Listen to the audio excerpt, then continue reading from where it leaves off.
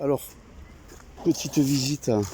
Là, ici, c'est le jardin qu'on pense Caffarelli. C'est le jardin japonais, plus loin. Donc, je vais vous montrer ça.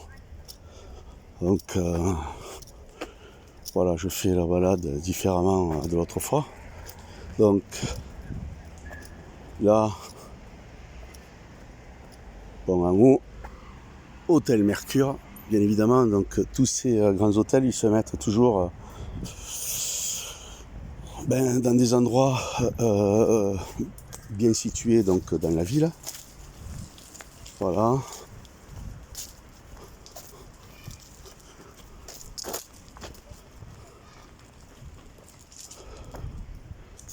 Alors ça, c'est Michael Gritsuk.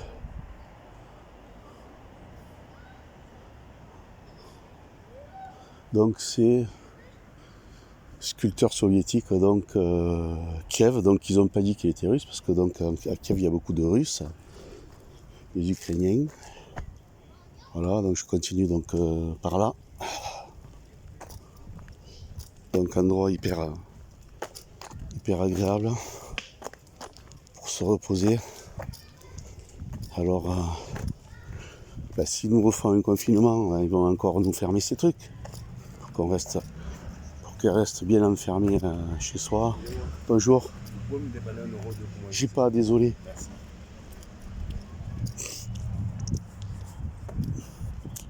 Ouais, j'ai que des billets, je peux y filer, faire la monnaie, tout ça.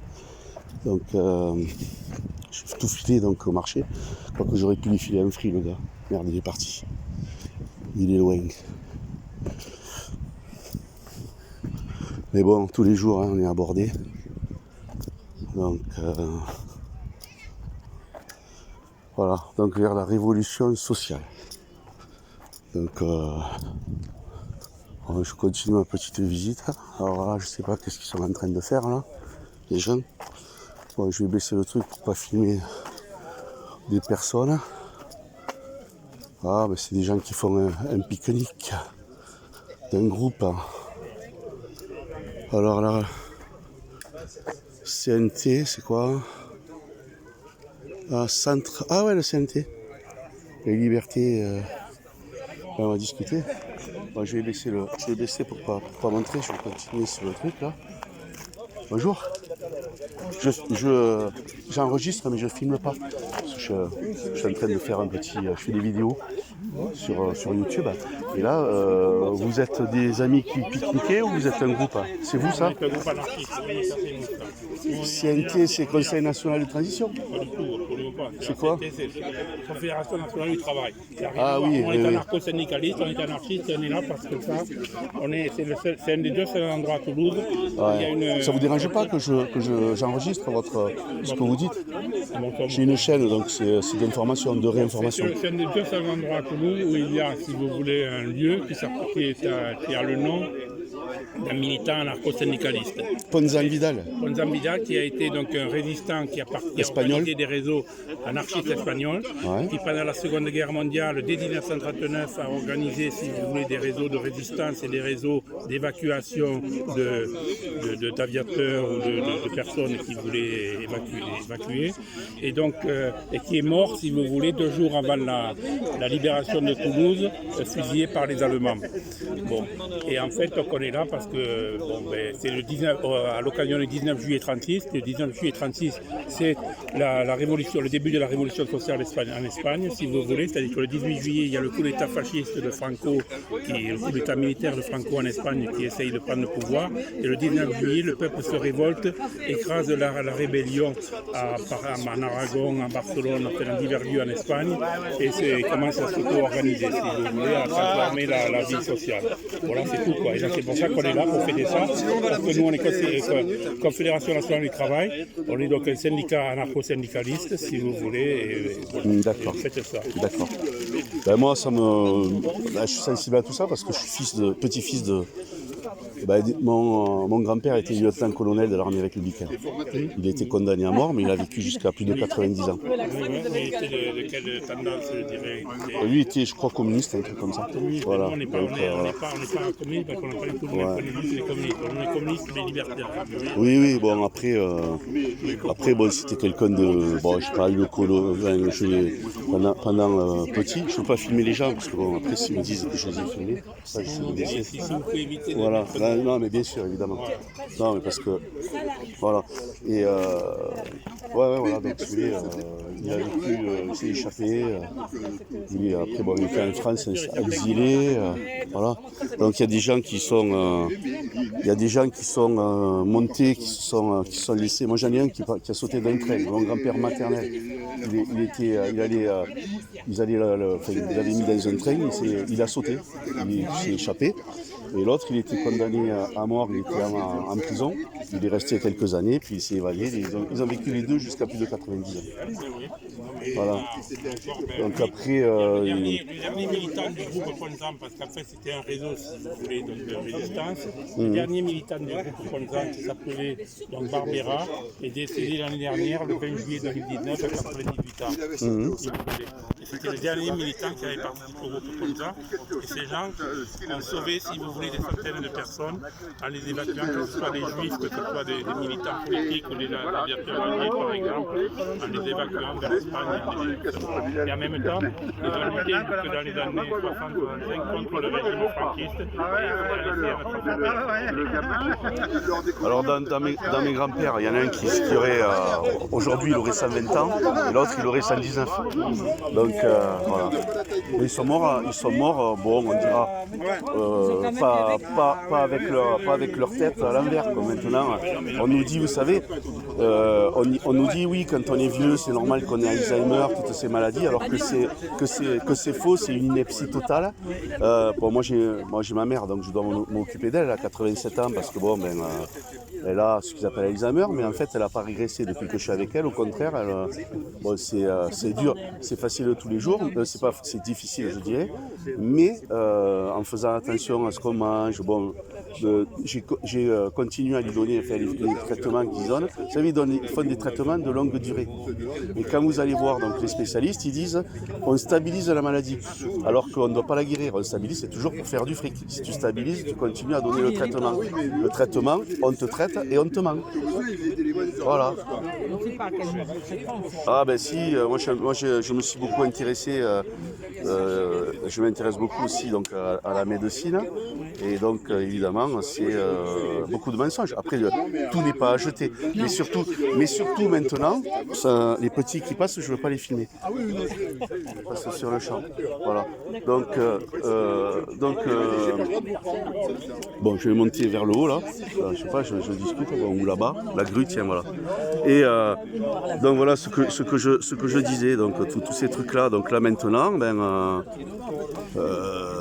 ouais, la révolution. Vers la révolution, là en ce moment on est plutôt vers... C'est une dictature donc, mondiale hein, de l'OMS, que j'appelle l'organisation maléfique sataniste. Et puis Bill Gates qui est donc, c'est les portes de l'enfer. Gates ça veut dire porte.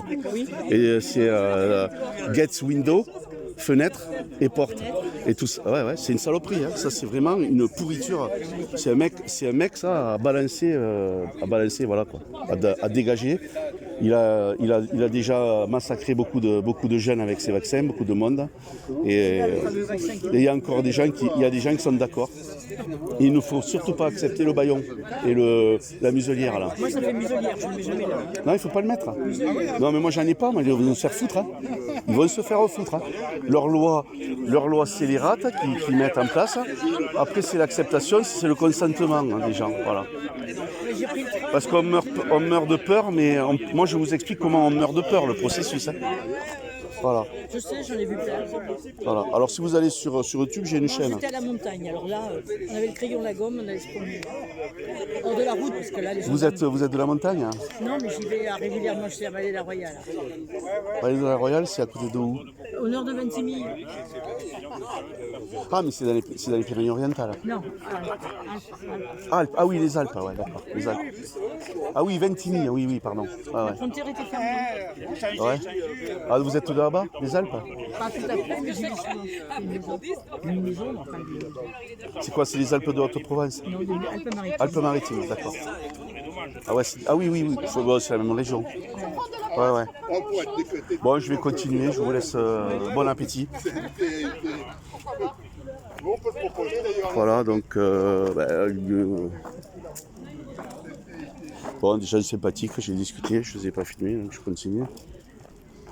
Donc, voilà, je voulais vous montrer donc, le jardin.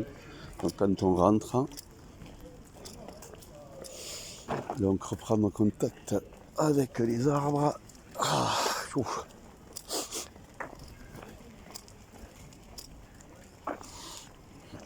Alors je vois pas trop de masques par ici.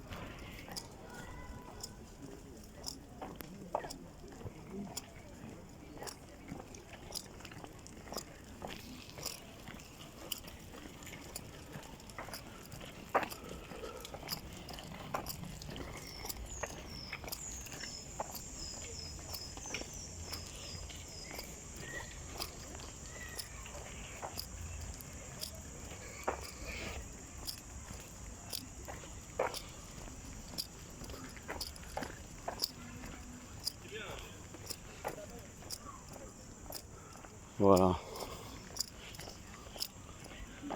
On arrive. Qu'est-ce qu'ils nous ont fait? Ah, ils ont fait une porte pour entrer. D'accord.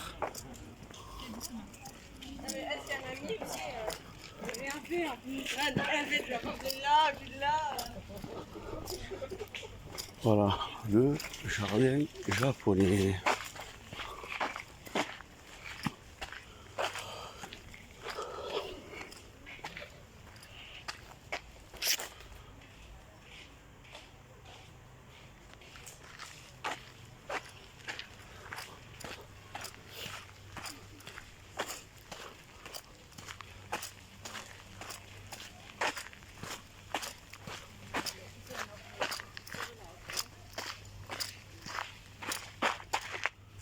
Alors celui-là c'est qui?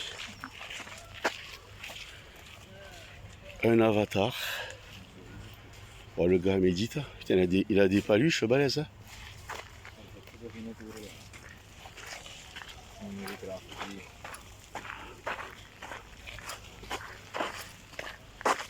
Hein. Ah.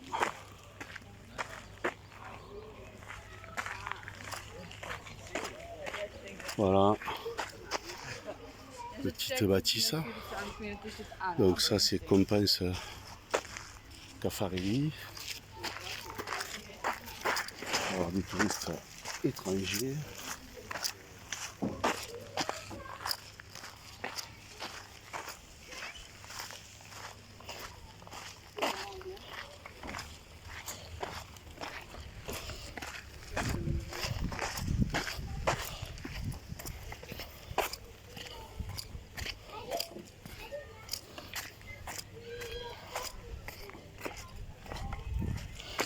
Alors, Pierre Baudis, c'est le papa de Dominique Baudis, qui était donc maire de Toulouse de 1971 à 1983. Donc voilà, l'endroit. Donc c'est Toulouse si vous venez. Donc vous pouvez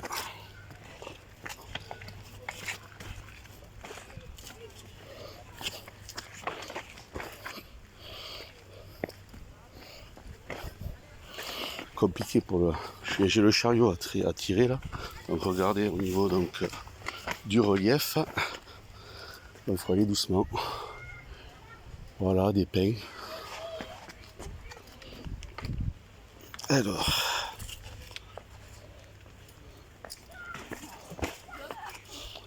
Voilà.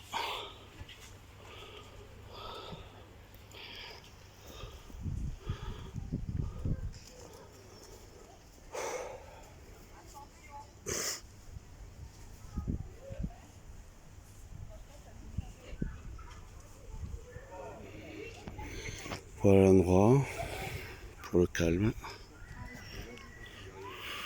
Et donc je vais arrêter la visite là. Salut, à la prochaine fois.